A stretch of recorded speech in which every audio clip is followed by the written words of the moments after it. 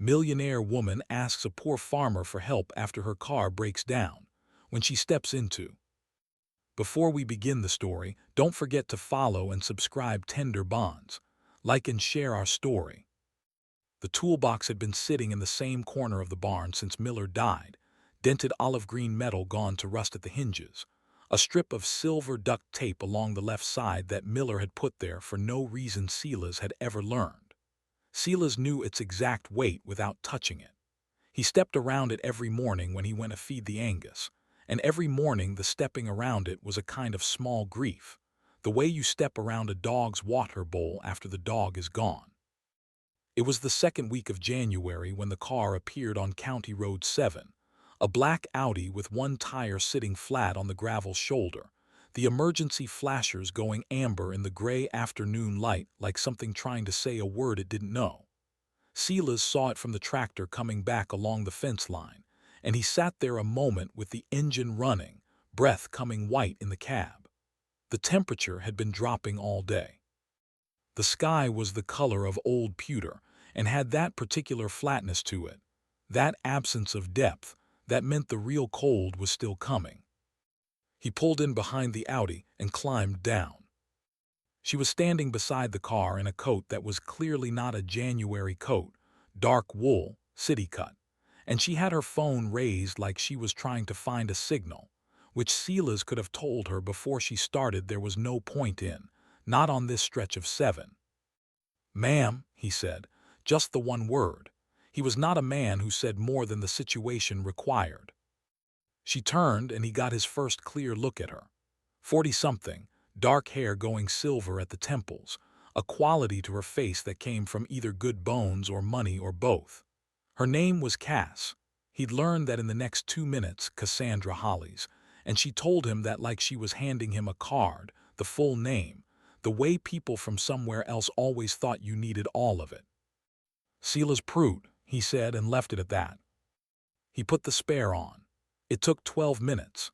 She stood nearby holding her coat closed at the collar and watched him work, and he noticed she didn't look away or take out her phone or try to act like she wasn't watching, which he respected.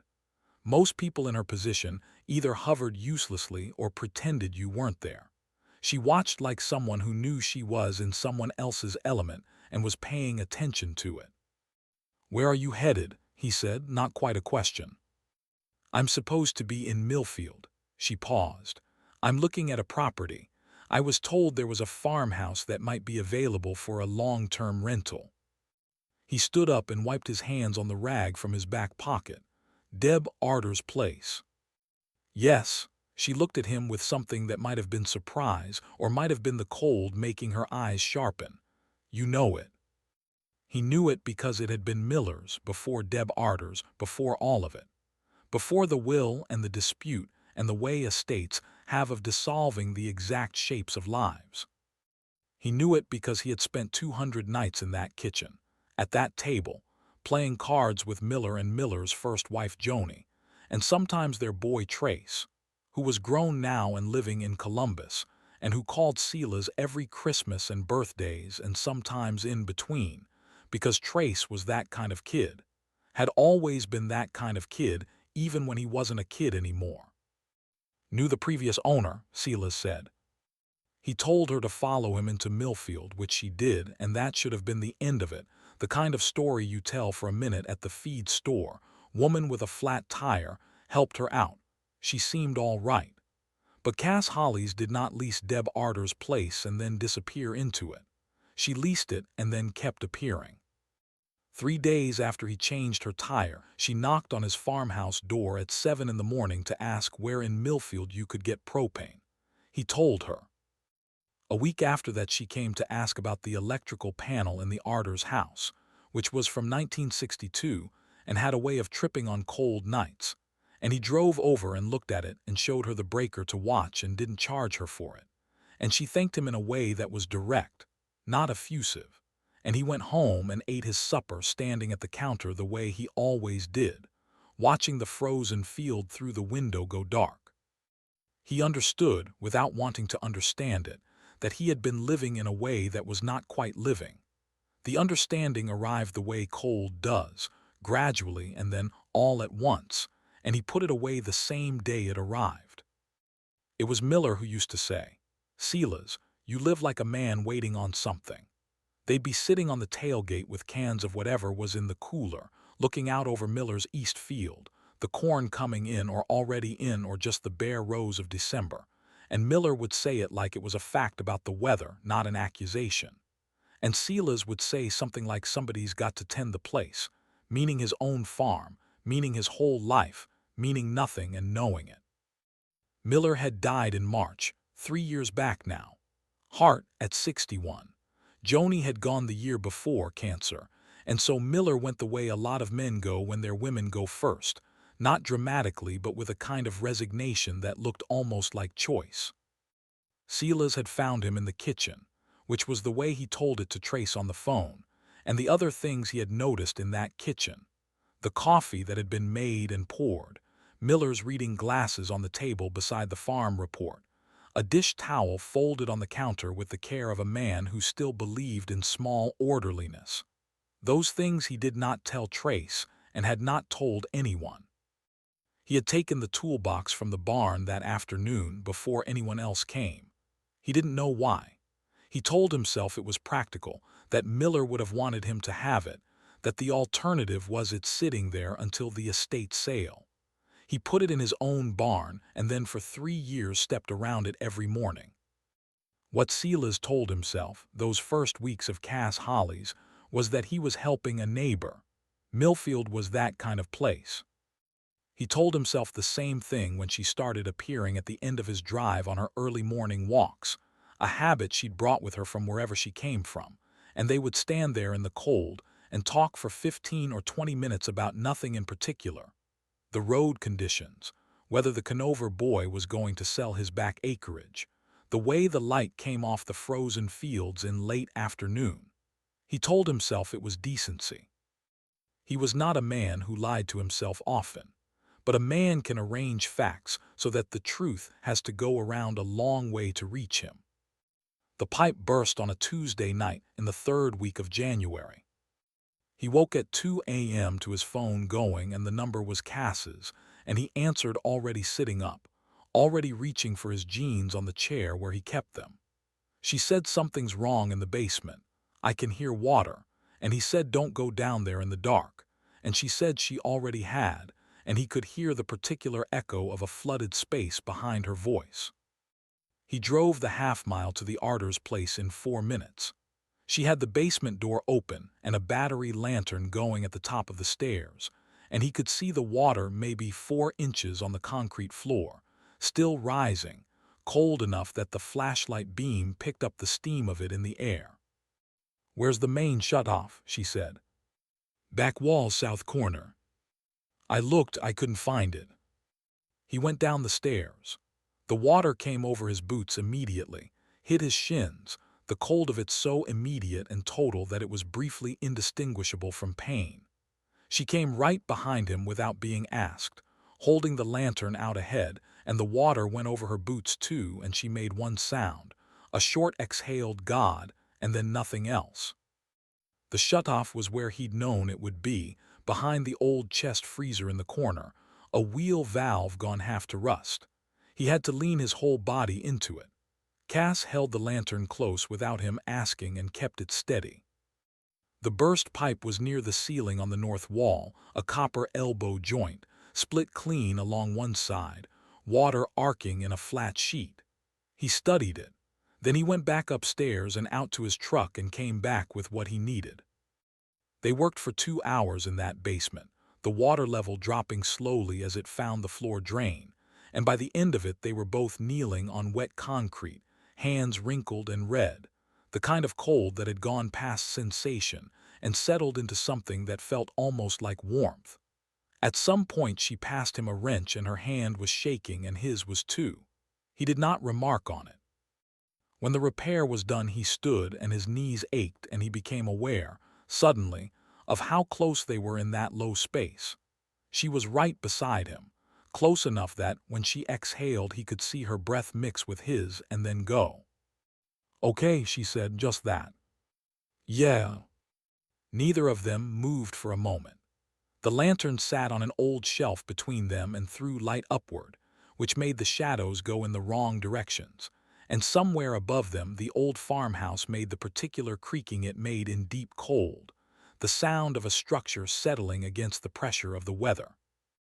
Then Cass said, "Miller Arders." Silas looked at her. "The name," she said, "on the deed. Deb Arders told me there was a neighbor who was the one to call for anything. She said to tell you it was Miller's place, said you'd understand." He understood. He had always understood more than he admitted to himself. "His toolbox is in my barn," Silas said, and didn't know exactly why he said it, and she nodded like she did.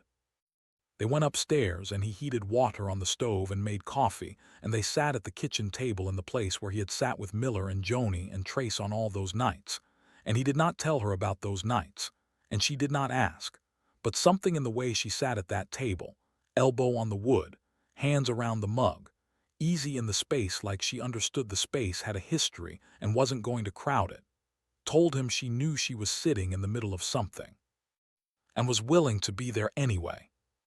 He told her about Miller the way you tell a story to someone who is already in it with you, plainly, without arrangement, the way you describe the lay of a field to someone standing beside you in it.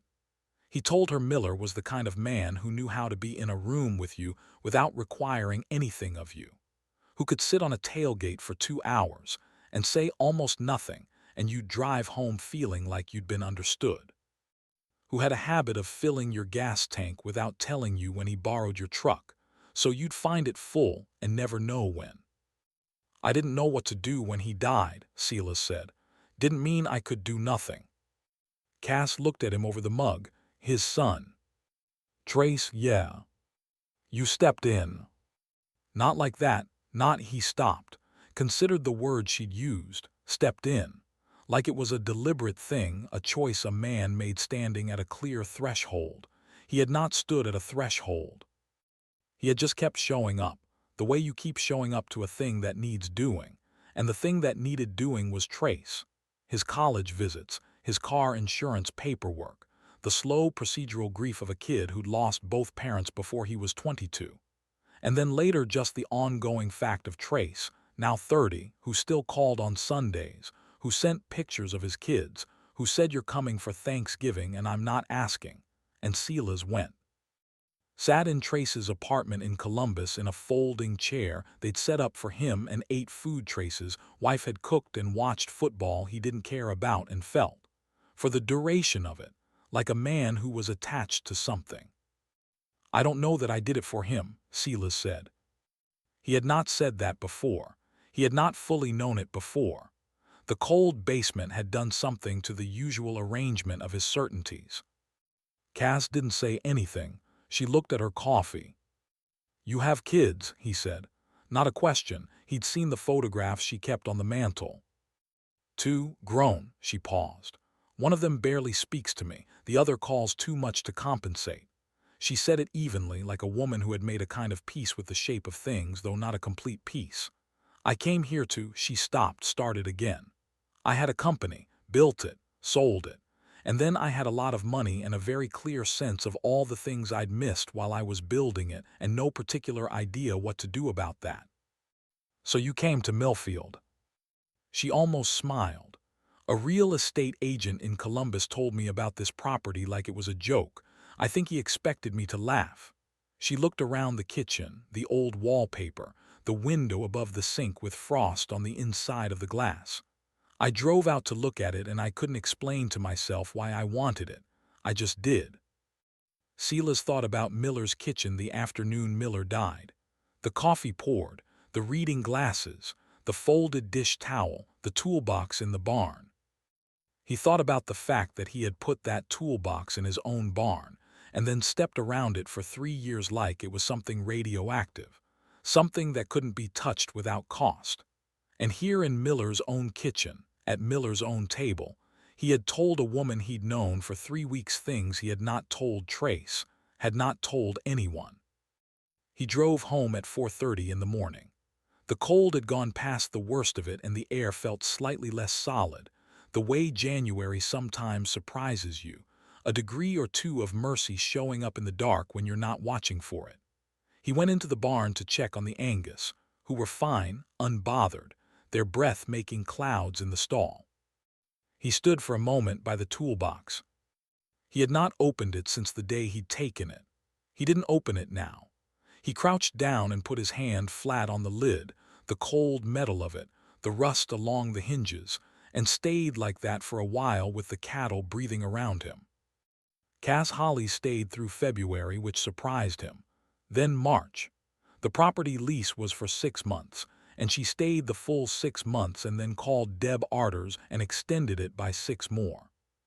By April, the fields were coming in, and she started taking her walks out along the fence line instead of the road, which meant she sometimes walked past Silas's east field while he was working it, and he would cut the tractor engine and sit there, and they would talk over the fence for a while, and it was the specific quality of those conversations that he thought about later, not what was said in them, which was usually nothing particular, but the fact that neither of them seemed to be in a hurry to get back to what they'd been doing.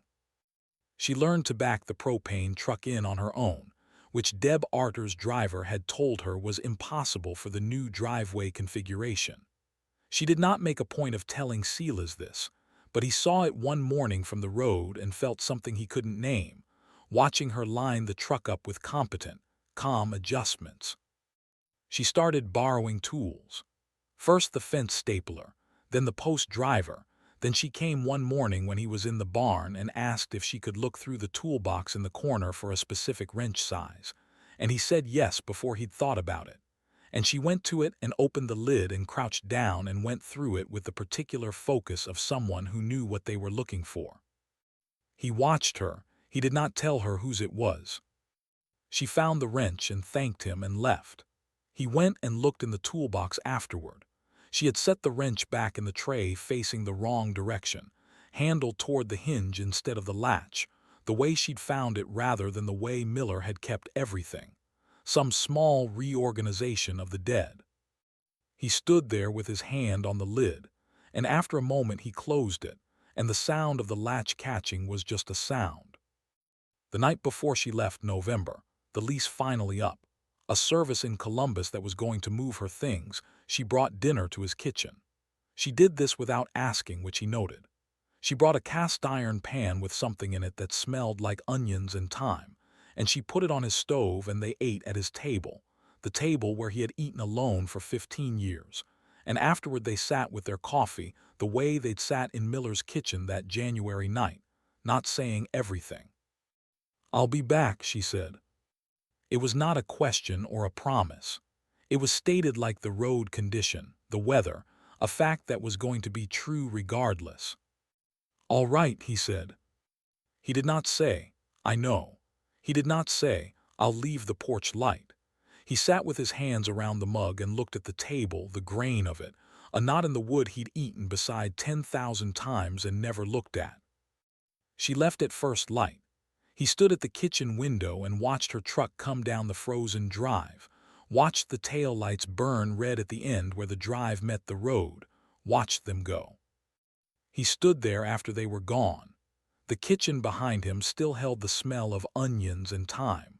On the counter beside the stove, she had left the dish towel folded, the way you leave things when you're coming back. He turned away from the window. He went out to the barn. The toolbox was where it always was, in its corner, the same dented olive green, the rust along the hinges, the silver duct tape Miller had put there for no reason Silas had ever learned. He crouched down and opened the lid and looked at the wrenches in their tray, lying the wrong direction, handles toward the hinge the way Cass had left them. He did not straighten them. He left the toolbox open and went to feed the Angus, and the cold came in through the barn door behind him, and the cattle shifted in their stalls, and somewhere down the drive a crow made its sound once and then stopped, and the January light, thin and white, began to find its way through the boards.